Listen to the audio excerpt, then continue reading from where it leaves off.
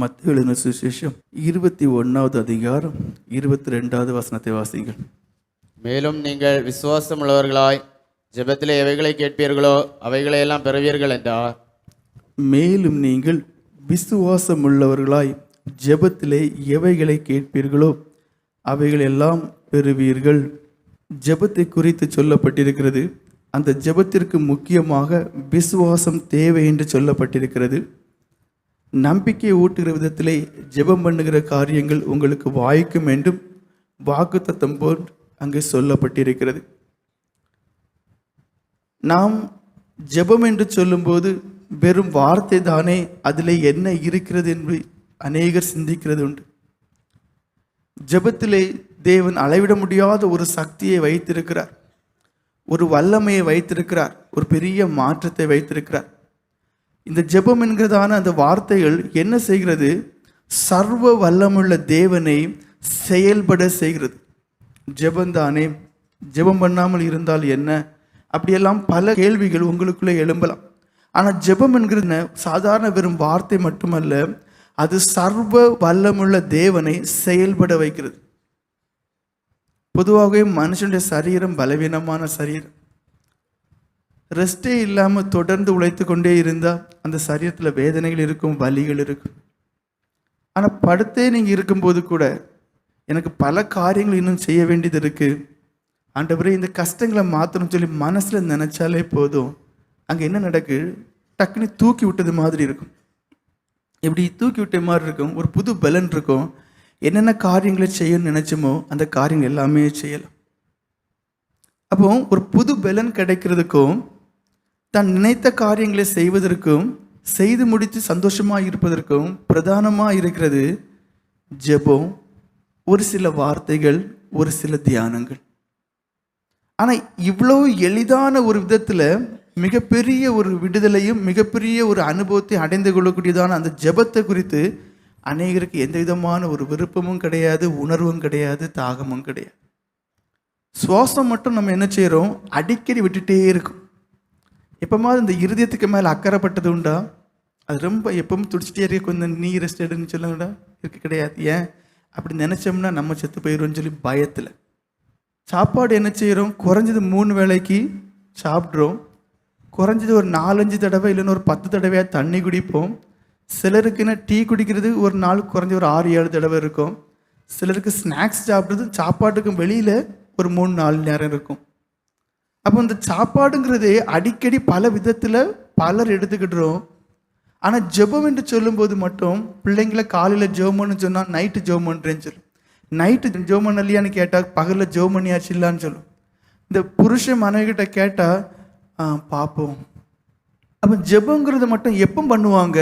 தனக்கு ஒரு நெருக்கம் வரும்போது. எப்படி? தனக்கு ஒரு நெருக்கம் வரும்போது, பிடிச்சு நிற்கவே முடியாது, இனி வேற வழியே இல்லைங்கிற சூழ்நிலை வரும்போது ஐயோ ஆண்டவரேன்னு சொல்லி ஜெபம் பண்ணுவாங்க. காரணம் என்ன? சரியான ஒரு அறிவு இல்லாததுனால, சரியான ஒரு உணர்வு இல்லாததுனால, ஜெபங்கிறது என்னங்கிறதான பகுத்தறிவு சரியாக இல்லாததுனால. ஜெபங்கிறது என்ன? தேவனோட சாதாரண மனுஷனை தொடர்பு படுத்தக்கூடியதான ஒரு பெரிய ஒரு காரியம்தான் ஜெபம். இந்த ஜெபம் என்ன செய்கிறது? நல்ல ஒரு உறவை உருவாக்குகிறது. லூக்கா எழுதின சுவிசேஷம் 18 அதிகாரம் 1வது வசனம் வாசிங்க. அங்கே ஆண்டவராக இயேசு கிறிஸ்துவே ஒரு காரியத்தை சொல்றார், வாசிங்க. சோர்ந்து போகாமல் எப்பொழுதும் ஜெபம் பண்ண வேண்டும் என்பதை குறித்து அவர்களுக்கு அவர் உவமையை சொன்னார். நம்ம என்ன சொல்றோம்? மனுஷன்தான் நாம், அது எப்படி எப்பவும் ஜெபம் பண்ணணும்? ஆனால் இங்கே ஆண்டவரே சொல்றார், மனுஷனை உருவாக்கின தேவனே சொல்றாரு, நான் பாரு, நீ மனுஷன்தான், சாக்கு போக்கு சொல்லாது. நீ என்ன சொல்லாத, எனக்கு சோர்வா இருக்கு, டயர்டா இருக்கு, அப்படியெல்லாம் வரைக்கும் நீ என்ன செய்யாத, சாக்கு போக்கு சொல்லாது. அல்லது நான் கேட்டு கேட்டு பார்த்தேன் எனக்கு கிடைக்கல, நான் ஜெபம் பண்றதெல்லாம் கணக்காக தான் ஜெபம் பண்ணுவேன், அப்படியே நீ சொல்லிடாது. என்ன சொல்றாரு? சோர்ந்து போகாம, வாட் எவர் ரீசன், என்ன காரணமா இருந்தாலும் சரி, சோர்வுக்கு நீ இடம் கொடுக்க கூடாது. எனக்கு இவ்வளோ காரணம் இருக்குது அதனால நான் ஜெபம் பண்ண மாட்டேன் சொல்லதுக்கு இடம் கிடையாது. அதான் முதல்ல சொல்லிட்டார், சோர்ந்து போகாமல் எப்பொழுதும் ஜெபம் பண்ணும். அப்போ சர்வ வல்லமை உள்ள தேவனை எதை விரும்புகிறாருன்னு பாருங்க. நீங்களும் நானும் எப்பவும் ஜெபம் பண்ணும். அது கஷ்டமானாலும் சரி, வேதனைக்குரிய காரியமானாலும் சரி, நெருக்கமும் கஷ்டத்துக்குரிய காரியமானாலும் சரி, எப்பவும் எல்லா சூழ்நிலையிலும் உங்களையும் என்னையும் உருவாக்கின சர்வ வல்லமுள்ள தேவனாகி அந்த ஆண்டவராகி இயேசு கிறிஸ்து அவருடைய திருவாய் திறந்து சொல்றாரு, நீ சோர்வுக்கு இடம் கொடுக்காத. சோர்வை உருவாக்கக்கூடிய காரணங்கள் எதுவா இருந்தாலும் அதை ஒரு காரணமாக என்கிட்ட சொல்லாத. அதையெல்லாம் குப்பை மாதிரி ஒதுக்கி போட்டு நீ என்ன செய், எப்பொழுதும் ஜெபம் பண்ணு. 1 தெசலோனிக்கேயர் 5:17 வாசிங்க. இடைவிடாமல் ஜெபம் பண்ணுங்கள். என்ன சொல்லப்பட்டிருக்கு? இடைவிடாமல் ஜெபம் பண்ணுங்கள். அங்க ஆண்டவராக இயேசு கிறிஸ்து சொல்றாரு, சோர்ந்து போகாத, எப்பவும் ஜெபம் பண்ணு. இங்க பிரதான அப்போஸ்தலன் ஆகிய பவுல் அப்போஸ்தலர் தன்னுடைய வாழ்க்கையின் அனுபவத்தினால சொல்றார். ஏன்னா எப்பொழுதுமே தேவ பிரசனத்துல வாழக்கூடிய ஒரு மனுஷன், எப்பொழுதுமே தேவனோடு இடைப்பட்டு காணப்படக்கூடிய ஒரு மனுஷன், எப்பொழுதுமே ஜெபிக்கிறதான ஒரு மனுஷன், அந்த மனுஷன் சொல்றாரு, ஆண்டவராக இயேசு கிறிஸ்துவோட காரியங்களை அறிந்ததுனால சொல்றாரு, நீங்க இடைவிடாமல் ஜெபம் பண்ணுங்கள். அப்போ ஆண்டவராக இயேசு கிறிஸ்துவும் சொல்றாரு, பிரதான அப்போஸ்தலரும் சொல்றாரு, இடைவிடாமல் ஜெபம் பண்ணுங்கள். லூக்கா எழுதின சுவிசேஷம் 11:9 வாசிங்க. மேலும் நான் உங்களுக்கு சொல்கிறதாவது, பாருங்கள், அதே தேவன் தான் சொல்றாரு, ஆண்டவராக இயேசு தான் சொல்றாரு, நான் உங்களுக்கு சொல்லுகிறதாவது, கேளுங்கள் அப்பொழுது உங்களுக்கு கொடுக்கப்படும், தேடுங்கள் அப்பொழுது கண்டடைவீர்கள், தட்டுங்கள் அப்பொழுது உங்களுக்கு திறக்கப்படும். என்ன சொல்றாரு? நான் உங்களுக்கு சொல்லுகிறதாவது. நான்கிறது யாரு? உங்களையும் என்னையும் உருவாக்குன அந்த தேவன் சொல்றாரு, நான் உங்களுக்கு சொல்றதாவது. என்ன சொல்றாரு? கேளுங்கள். அது ஒரு பிரசன்ட் டென்ஸ், நிகழ்காலத்தை குறித்தது. அப்ப நிகழ்காலத்துல நீங்க இருக்கும்போது கேட்கணும். அப்ப நாளைக்கு ஆகும்போதும் நாளை வரும்போது அது ஒரு நிகழ்காலம் தான். அந்த நிகழ்காலத்திலே நீங்க கேட்கணும். இனி சாயங்காலம் ஆகுது, அந்த சாயங்காலமும் ஒரு நிகழ்காலம் தான். அந்த சாயங்காலத்தில் நீங்க இருக்கும்போது கேட்கணும். இரவு வரும்போது அந்த இரவு நீங்க ஜெபம். அவர் என்ன சொல்றாரு? கேளுங்கள். அப்படின்னு அர்த்தம் என்ன? தொடர்ந்து கேளுங்கள், கேட்டுக்கொண்டே இருங்கள். தேடுங்கள்னு சொல்றாரு. அப்படின்னு அர்த்தம் என்ன? தேடிக்கொண்டே இருக்கணும், கிடைக்கிற வரைக்கும். தட்டுங்கள்னு சொல்றாரு. அப்படின்னு அர்த்தம் என்ன? தட்டிக்கொண்டே இருக்கணுமா, கிடைக்கிற வரைக்கும். கொஞ்சம் கஷ்டமா இருக்கு. ஏன்னா நம்ம எல்லாருக்கும் என்ன, பொறுமை கிடையாது. நினைச்ச காரியம் உடனே நடக்கணும், இல்லைன்னா ஆண்டவர்கிட்ட முறுமுறுக்கக்கூடியவங்க. ஆனா ஆண்டவரே சொல்றாரு, நீ மண்ணு, நீ களிமண்ணு, நீ ஒண்ணுமே கிடையாது. நீ என்ன அடங்கி கீழ்ப்படிஞ்சு ஜெபம்னா என்னங்கிறத புரிஞ்சிக்க, எப்படியெல்லாம் ஜெபம்ங்கிறத புரிஞ்சிக்க, அதன்படியே உன் வாழ்க்கை அமைச்சிக்க. நமக்கு கஷ்டமா இருக்கு. ஆனா அப்படி மற்ற ஜனங்கள் வாழ்ந்திருக்காங்களா? வாழ்ந்திருக்காங்க. ஜார்ஜ் முல்லருங்கிறதான ஒரு மனுஷன், ஒரு ஃபேமஸான ப்ரீச்சர், போதகர். அவரை குறித்து என்ன சொல்லுவாங்கன்னா, எல்லா காலகட்டத்திலும் ஜெபித்ததான ஒரு ஜெப வீரர். எல்லா காலகட்டத்திலும் மனுஷனுக்கு பல காலகட்டங்கள் உண்டு, பல சோதனைக்குரிய காரியங்கள் உண்டு, சந்தோஷமான காரியங்கள் உண்டு, நெருக்கமான காரியங்கள் உண்டு. ஆனா இவர் எப்படிப்பட்டவராக இருந்தார்? எல்லா காலகட்டங்களும் ஜெபித்தவராக இருந்தார். அப்படி ஜெபித்ததான ஜெப வீரர் என்ன சொல்லுகிறார்? ஜெபம் பண்ண விருப்பம் இல்லாத ஒரு மனம், அல்லது வேத வசனத்தை வாசிக்க மனமே இருக்காது. இப்படிப்பட்டதான மனங்கிறது எல்லாருக்கும் பொதுவாக இருக்கக்கூடியது. இது பொதுவான சாத்தானின் சோதனையே என்று சொல்லுகிறார். அப்ப அவர் என்ன சொல்றார்? இது எல்லாருக்கும் உள்ளதுதான். ஆனா எந்த நேரத்துல ஜெபிக்க உங்களுக்கு தோணலையோ அந்த நேரத்திலும் ஜெபிக்கணும். அல்லேலூயா ஸ்தோத்திரம், அல்லேலூயா ஸ்தோத்திரம். எந்த நேரத்துல வேதம் வாசிக்க தோணலையோ அந்த நேரத்திலும் வேதம் வாசிங்க. அப்படின்னா மட்டும்தான் உங்களுக்கு ஜெப ஆவி கிடைக்கும்னு சொன்னார். ஏன்னா இப்ப எல்லாருக்கும் என்ன ஆசை இருக்கு? எனக்கும் ஜெப ஆவி வேணும், எனக்கும் ஜெப ஆவி வேணும் ஆண்டவரே, நானும் இடைவிடாமல் ஜெபம் பண்ணணும். அது எல்லாருக்குள்ளே இருக்கும். ஆனா அது உங்களுக்கு உங்க இதயத்தை திறந்து உள்ள ஏதாவது வச்சுட்டு போவாங்களா? அப்படி கிடையாது. அது எப்படிதான் உங்களுக்கு கிடைக்குமா? ஜெப ஆவியை உடைய மனுஷன் சொல்றார். இடைவிடாமல் எல்லா காலகட்டத்திலும் ஜெபித்த மனுஷன் சொல்லுகிறார். அதுக்கு ஒரே வழி எப்படியா? இன்னைக்கு எப்படி ஜெபம் நல்ல வாஞ்சை இருக்கிறதோ நாளைக்கு ஒருவேளை அப்படி இருக்காது. ஆனாலும் என்ன செய்யணுமா? அந்த நேரத்திலும் ஜெபிக்கணுமா. இன்னைக்கு நல்ல வேதம் வாசிக்க தோணும், நாளைக்கு தோணாது. ஆனா அந்த நேரத்தில் நீங்க வேதம் வாசிக்கணுமா? அப்படின்னா மட்டும்தான் அந்த ஜெப ஆவியும் சரி, வேதம் படிக்கணுங்கிறதான வாஞ்சியும் சரி உங்களுக்குள்ள நிறைந்திருக்கும்னு சொல்றார். இது பொதுவான காரியம். முதல்ல என்ன சொன்னேன்? இடைவிடாமல் ஜெபம் பண்ணி தான் ஆகணும். அடுத்த காரியம் என்ன? விசுவாசத்துடன் ஜெபிக்கிறது. மார்க் எழுதின சுவிசேஷம் 11:22-24 வரைக்கும் வாசிங்க. இயேசு அவர்களை நோக்கி, தேவனிடத்தில் விசுவாசம் உள்ளவர்களாயிருங்கள். எவனாகிலும் இந்த மலையை பார்த்து, நீ பெயர்ந்து சமுத்திரத்திலே தள்ளுண்டு போ என்று சொல்லி தான் சொன்னபடியே நடக்கும் என்று தன் இருதயத்தில் சந்தேகப்படாமல் விசுவாசித்தால் அவன் சொன்னபடி ஆகும் என்று மெய்யாகவே உங்களுக்கு சொல்லுகிறேன். ஆதலால் நீங்கள் ஜெபம் பண்ணும்போது எவைகளை கேட்டுக்கொள்வீர்களோ அவைகளை பெற்றுக்கொள்வோம் என்று விசுவாசியுங்கள். அப்பொழுது அவைகள் உங்களுக்கு உண்டாகும் என்று சொல்லுகிறேன். என்ன சொல்கிறார்? தேவனிடத்தில் விசுவாசம் உள்ளவர்களா இருங்க. அப்ப நீங்க ஜெபம் பண்றீங்களா? முதல்ல யார்கிட்ட ஜெபம் பண்றீங்கன்னு தெரியும். நீங்க ஜெபம் பண்றீங்களா, நீங்க யார்கிட்ட ஜெபம் பண்றீங்கன்னு தெரியும். அவருடைய கெப்பாசிட்டி என்னன்னு உங்களுக்கு தெரியணும். இப்போ பிள்ளைங்க ஒரு காரியம் தப்பு பண்ணியிருக்கோம், அப்போ யாரை நோக்கி போவீங்க? ஹெட் மாஸ்டர்கிட்ட போவீங்க. எதுக்கு? அவர் நினைச்சா அந்த பிரச்சனையை சால்வ் பண்ணி மறுபடியும் கிளாஸுக்கெல்லாம் உள்ள போகலாம். இல்லை வேற ஒரு சில பிரச்சனை இருக்கும், அப்போ நமக்கு தெரியும் இந்தந்த அரசியல்வாதிகள் இல்லைன்னா இந்தந்த அரசு அதிகாரிகளை பார்த்தா நமக்கு காரியம் முடியும், அப்போ அவங்கள போய் பார்ப்பாங்க. ஏன்? அவங்களுக்கு தெரியும் அவங்களுடைய பொட்டன்ஷியல், அவங்களுடைய கெப்பாசிட்டி, அவங்களுடைய அதிகாரம். அப்போ உங்களுக்கு தெரியணும், நான் ஜெபிக்கக்கூடியதான அந்த தேவன் எப்படிப்பட்டவர். அவர் எப்படிப்பட்டவரும் சர்வ வல்லமுள்ள தேவன். அதான் இங்க சொல்லப்பட்டு தேவனிடத்தில் விசுவாசம் உள்ளவர்களாயிருங்கள். அப்படின்னா என்ன? நான் கேட்கக்கூடியதான காரியத்தை, நான் கேட்கக்கூடியதான அந்த காரியங்களை அல்லது என்னுடைய விண்ணப்பங்களை அவர் கேட்டு பதிலளிக்கக்கூடியவர் என்றும், அது எதுவாக இருந்தாலும் செய்யக்கூடிய திராணி உடையவர் என்றதான விசுவாசம் உங்களுக்கு வேணும். அடுத்தது என்ன? சந்தேகமே படக்கூடாது. நீங்க கேட்பதை பெற்றுக்கொள்வீர்கள், பெற்றுக்கொண்டோம் இல்லைன்னு பெற்றுக்கொள்வேன் என்றதான அந்த ஒரு விசுவாசத்தோடையே நீங்க ஜெபம் பண்ணணும். ஜெபம் பண்ணி முடிக்கணும்னு இருக்கு. ஜெபம் பண்ணி முடிக்கிறீங்களா? அப்ப என்ன விசுவாசத்தோட ஜெபம் பண்ணணுமா? நான் இவ்வளோ நேரம் ஜெபம் பண்ணேன், 1/2 மணிக்கூர் ஜெபம் பண்ணேன், 1/4 மணிக்கூர் ஜெபம் பண்ணேன், அந்த நேரத்துல நான் ஜெபித்தவைகளை நான் பெற்றுக்கொண்டேன். அல்லேலூயா, அல்லேலூயா. ஒரு பணக்கார குடும்பம், தகப்பனார் பெரிய பிஸ்னஸ் மேன், ரொம்ப பிஸியான ஒரு மனுஷன்.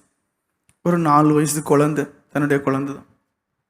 அப்போ நம்ம 2 பேரும் சேர்ந்து பொம்மை வீடு கட்டுவோமான்னு கேட்டுச்சு அந்த குழந்தை. என்ன? பொம்மை வீடு கட்டுவோமான்னு. அந்த தகப்பனாருன்னு சொன்னார், சரி நம்ம கட்டலான்னு. ஒரு 1 மணிக்கூர் கழிஞ்சு மனைவி அந்த புருஷனை பார்த்து சொல்கிறாருங்க, அந்த புள்ள அங்கே என்னதோ பண்ணிட்டு இருக்கேன்னு. அப்போ தான் இவருக்கு தெரிஞ்சு, ஐயோ 1 மணிக்கூர் கழிஞ்சிட்டே அப்படின்னு. அங்கே போய் பார்க்கும்போது என்ன, அந்த குழந்தை தன்னிட்ட இருந்த எல்லா பொம்மையும் சேகரித்து எடுத்து தனக்கு தெரிஞ்சது மாதிரி அது அங்கே வீடு கட்டிட்டு இருக்கு. அந்த குழந்தை இந்த 1 மணிக்கூர் நேரத்துலையும் எழும்பி போய் நீங்கள் ஏன் வரலன்னு கேட்கல, சத்தம் போடலை, எதுவுமே பண்ணலை. என்ன செய்துட்டு இருந்துச்சு? தன்னால் முடிஞ்ச அளவுக்கு எங்கெங்கெல்லாம் பொம்மைகள் இருந்துச்சோ அதெல்லாம் எடுத்தது. தன்னால் முடிஞ்ச அளவுக்கு தனக்கு தெரிந்த வாக்கில் அதை ஒழுங்குபடுத்துது. என்ன நோக்கத்தோட, என்ன நம்பிக்கையோட? எனக்கு வாக்கு சொன்னதான என்னுடைய அப்பா நிச்சயமாக வருவார், எனக்கு நல்ல ஒரு டால் ஹவுஸ், ஒரு பொம்மை வீடு கட்டி தருவார்னு. அப்போ இந்த தகப்பனார் இதை பார்க்குறாரு. பார்க்கும்போது அவர் ஆச்சரியப்பட்டு போகிறார். ஐயோ நான் மறந்துட்டேனேன்னு சொல்லி, தனக்கு எவ்வளவோ வேலைகள் இருக்குது, ரொம்ப பிஸியான ஒரு மனுஷன், அதையெல்லாம் பொருட்டே எடுக்கலை. ஏன்னா அந்த குழந்தையினுடைய அந்த விசுவாசத்தை பார்த்து, அந்த குழந்தையினுடைய மனநிலையை பார்த்து அவர் எல்லாவற்றையும் ஒதுக்கி வச்சுட்டு அந்த குழந்தை கூட இருக்கிறாரு. அருமையான ஒரு வீடை கட்டி கொடுக்குறார். இது ஒரு சின்ன ஒரு எடுத்துக்காட்டு. ஆனால் இதுலேருந்து எதை புரிந்துக்கிடணும்? விசுவாசங்கிறது என்ன? கேட்ட உடனே அந்த பிஸியாக இருக்கக்கூடியதான சர்வ வல்லமையுள்ள தேவனிடத்தில் கேட்டும் உடனே கிடைக்காட்டா முறுமுறுக்கிறது இல்லை விசுவாசம். நான் இப்படியே கேட்டுட்டு இருக்கிறேன்னு 1 நாளாச்சு, 2 நாளாச்சு, 3 நாளாச்சு ஒன்றுமே நடக்கலைங்கிறதுன்னு ஒரு எண்ணம் உடையவங்களாக இருக்கக்கூடாது. மாறாக நான் கேட்டேன், நான் செய்ய வேண்டியதை செய்யணும், நான் இன்னும் தொடர்ந்து ஜெபிக்கணும், என் ஜெபம் கேட்கப்பட்டது. நான் என்ன சொன்னேன்? என் ஜெபம் கேட்கப்பட்டது, அவர் நிச்சயமாகவே எனக்கு வந்து என்னுடைய தேவைகளை நிறைவேற்றுவார். ஏன் ஜெபம் கேட்கப்பட்டதுன்னு சொல்கிறேன்? என்னுடைய தேவைகளை நிறைவேற்றப்படாமல் இருக்கும்போது ஒரு சின்ன எடுத்துக்காட்டு தான் அவங்க எல்லாருக்குமே தெரியும். தானியேல் தீர்க்கதரிசி உபவாசம் இருந்து ஒரு காரியத்திற்குள்ள பதிலை எதிர்பார்க்கிறார். கட்டளை எப்போ பிறப்பிக்கப்பட்டது? அவர் ஜெபம் பண்ணின உடனேயே கட்டளை பிறப்பிக்கப்பட்டது. ஆன்சர் கிடச்சிட்டு, ஆனால் வந்து சேர்றதுக்கு தான் நேரம் ஆச்சு. அதான் நீங்கள் எப்பவுமே புரிஞ்சிருக்கணும். அதான் ஆண்டவரே சொல்லிட்டார், நீங்கள் ஜெபிக்கும் போது விசுவாசம் உள்ளவங்களா ஜெபிக்கணும். ஜெபம் பண்ணி முடிக்கும் போது எப்படிப்பட்டவங்களா இருக்கணுமா? நான் ஜெபம் பண்ணினவைகள் எனக்கு வாய்க்க பண்ணப்பட்டது, எனக்கு கிடைக்கும். அதான் விசுவாசம். ஆனால் என் கையில் கிடைக்கல, நான் அனுபவிக்கலை, ஆனால் எனக்கு கிடைக்கும். அதுதான் விசுவாசம். அந்த விசுவாசம் உங்களுக்கு தேவை. முதல்ல சொன்னது இடைவிடாமல் ஜெபம் பண்ணணும். அதில் விசுவாசமே இல்லாமல் ஜெபம் பண்ண பிரயோஜனமாக இருக்காது. அப்போ விசுவாசம் வேணும். அடுத்து என்ன? ஆர்வமோடு ஜெபிக்கிறது, விருப்பத்தோடு ஜெபிக்கிறது. ஏன்னா அந்த விருப்பமும் ஆர்வமும் இல்லாமல் இருக்குமே, ஆனால் உங்களால் என்ன செய்ய முடியாது? இடைவிடாமல் ஜெபம் பண்ண முடியாது. அந்த விருப்பத்திற்கு விசுவாசம் இல்லாமல் இருக்குமே, ஆனால் நீங்கள் விருப்பமாக ஜெபம் பண்ணவும் முடியாது. எனக்கு கிடைக்கும்னு ஒரு நம்பிக்கையும் விசுவாசம் இருந்தால் தானே உங்களுக்கு ஒரு தாகம் இருக்கும், ஒரு வாஞ்சை இருக்கும், எனக்கு நிச்சயமாய் கிடைக்குங்கிற எண்ணம் இருக்கும். எல்லாமே இன்டர்லிங்க், ஒன்னோடு ஒன்று பிணைஞ்சு தான் இருக்கு. அப்போ எது தேவை? ஆர்வம் தேவை. அந்த ஆர்வத்துக்கு எது தேவை? விசுவாசம் தேவை. ஆண்டவராக இயேசு கிறிஸ்துவனுடைய வாழ்க்கையை நீங்கள் பாருங்க, அவரிடத்துல ஜெபம் பண்ணணும்னு சொல்லி அந்த விருப்பம் இருந்துச்சு. ஜெபிக்கிறத ஆர்வமாக செய்தார். ஒரு சில எடுத்துக்காட்டுகளை சொல்கிறேன். லூக்கா எழுதின சுவிசேஷம் 3:21 வாசிங்க. ஜனங்கள் எல்லாரும் ஞானஸ்நானம் பெற்ற போது இயேசுவும் ஞானஸ்நானம் பெற்று ஜெபம் பண்ணுகையில் வானம் திறக்கப்பட்டது. போதும். இங்கே என்ன?